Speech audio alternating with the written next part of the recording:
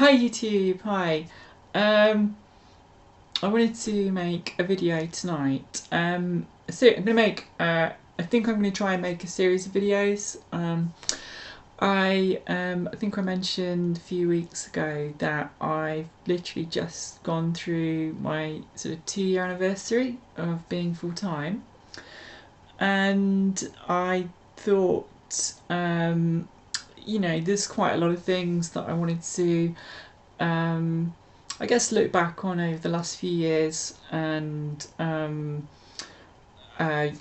just talk about really about kind of things that have happened along the way and kind of where I am now. And just kind of reflect on that really. So I don't know how many. I think it would be like 2 or 3 videos, but I'm going to try and plan it so I don't just ramble on and talk crap like I normally do. So basically, there's kind of two main things two ways of looking at it, I suppose. Two sets of changes. The physical changes, obviously like the things that everybody sees, your body, basically how you look. That's pretty obvious.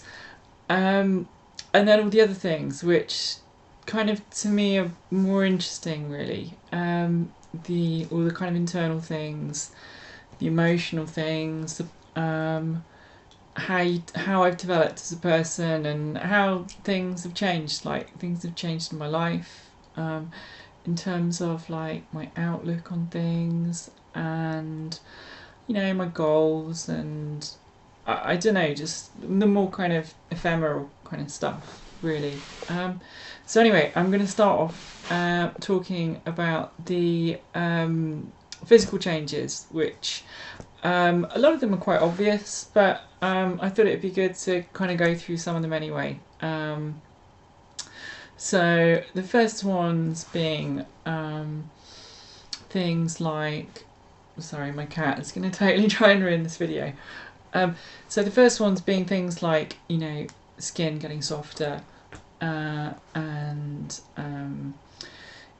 first things I noticed like that, like my facial features softening a lot. Obviously, because I've had surgery on my face, I know that's sort of different, but I guess you can see in my videos what I looked like prior to surgery and what I looked like when I first started. I was watching my video that I did as a guy the other day, and then watching my video from a few weeks ago, and it's so crazy. Like literally, I can't believe that was only 2 years ago. I don't really feel like that person anymore. I certainly don't look like them, thank God.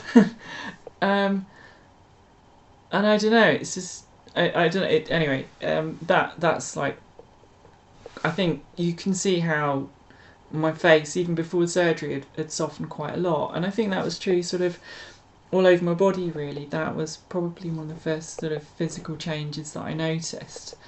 I did start off on a very low dosage of estrogen, and my doctors ramped it up really quite gradually. So a lot of the changes that I'm getting really have only really kind of gathered speed in the last sort of like 8 or 9 months almost.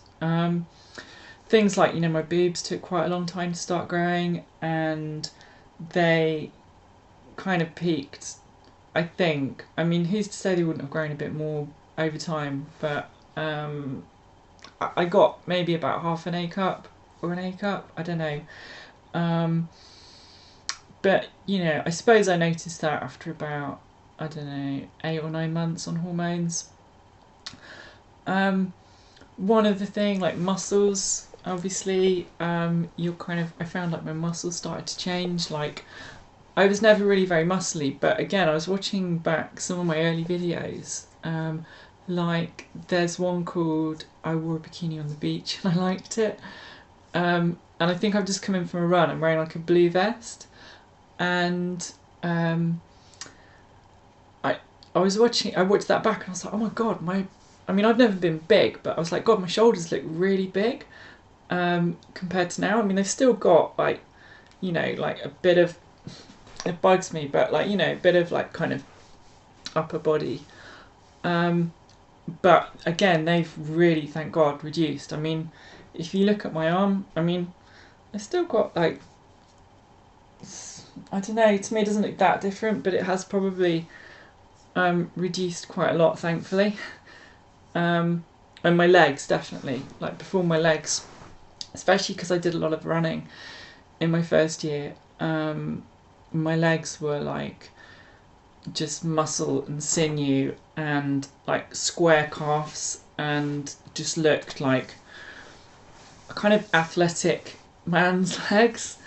And I used to look at them, and also like when I get really hot, like in the shower on like a really hot day, my veins would like pop out on my legs, and it was really horrible.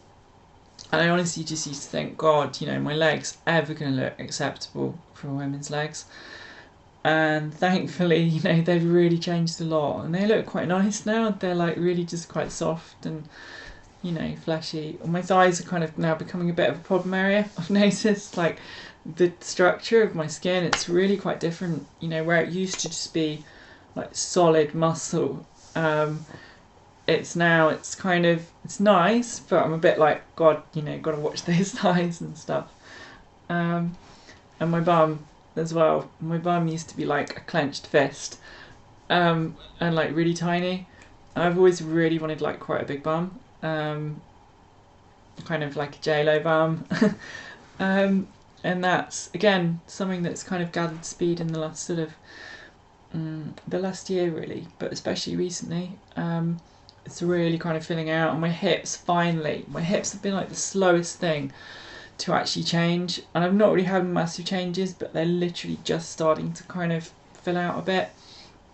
So I'm trying not to do too much running and sort of get the balance right between putting weight on and toning and stuff. But that's been a really slow thing for me, and I've been a few friends who are sort of similar stages to me, or a bit younger though, and they're like, oh, you know, they've got like a really good figure, and I'm like, God, you know, I really want that. So fingers crossed, I think that's starting to finally happen. So yeah, that's another thing.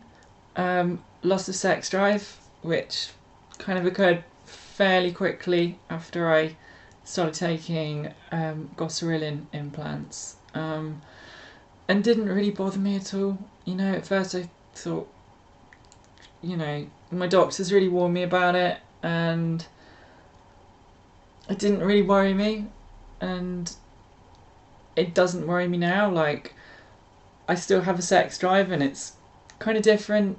I still, you know, obviously I see like guys, or be chatting to guys, and you know, you think about things like that, but I don't think about sex and constantly like the way that most guys did, and like I used to. You know, you can quite easily just sort of think like, you know, didn't mean to do that. So that's a quite obvious thing. Getting weaker, again, fairly standard thing, but now I go to lift like heavy things, and I'm like, oh my God, that's so heavy. My brothers at work will just be like, what you on about? That's not heavy.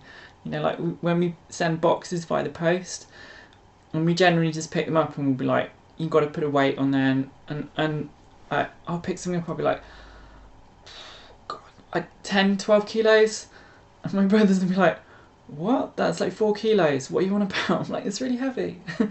And yeah, things like that. So again, it's gradual, but certainly trying to do like anything really physical is, you know, not from a fitness point of view, but like heavy lifting, get a guy to do it. Running is, you know, something that's kind of quite interesting from that. When I was doing a lot of running in my first year of transition, I mean, I did run like a nutter. I ran like 4 times a week, all summer, and I was fitter than I've ever been. And I was doing 6-minute miles. I did a half marathon in 1 hour 22. And last year I did Maybe not quite as much training, but I did similar kind of amount. And the best I could do is 6 minute 30 miles and 1 hour 29, which isn't a massive difference, but I just couldn't break that 6 minute 30 barrier. And it's interesting because I've read an article about someone who, in America, who was a really good club runner, like quicker than I am, or was. And he transitioned and found that similar thing really. He was, as a guy, he was like really quick. When he completed the transition, she found that she was slower, but she was still quick for like a woman's time. And that's kind of what I found. You know, I'm still quite a quick runner, but compared to guys, generally, you know, they now have the edge on me. It's quite funny, really. And then I'm trying to sort of wrap this up a bit. Final thing, which is really interesting, is my car, racing my car. I was kind of worried that when you take testosterone away, that that I might suddenly find, I don't know why, but that like my response to, like my fear response to like driving the car might change a bit, and that I might get a bit scared, and that it might make me slower. I don't know. It kind of sounds weird, but I don't know. I didn't know what to expect, and also because I'd had a year off. And I found this year racing, I'm quicker than I've ever been. Like, really going, like, really, really quick, and driving the car really, like, much better than I've ever gone. To the point that I'm actually doing quite well in it now, which is really fun. But it's really interesting, and I think it's part of a much wider thing, personally. Because quite a lot of the people that I race with, like, make jokes about, like, you know, God, how come you're going so much quicker? Is it the estrogen? Oh, should we all be taking estrogen then? Will it make us go quicker? And it's kind of become a bit of a running joke. But I think it's kind of to do with, like, the bigger picture of what I'm doing and how I feel about myself and confidence and, like, I don't know, like self-belief and a bit of bravery and stuff like that, and just feeling more just braver generally, and it's made me like a much quicker driver in my racing car. It's really interesting, because there's not much else I can put it down to, but it's like, I don't know, it's really strange. So yeah, that's another thing. But anyway, I'm going to wrap this video up and go to bed, and I shall do the next part soon, hopefully, and that will be more about all the kind of you know, internal kind of emotional sort of changes. And so yeah, hope you've enjoyed this, and bye for now.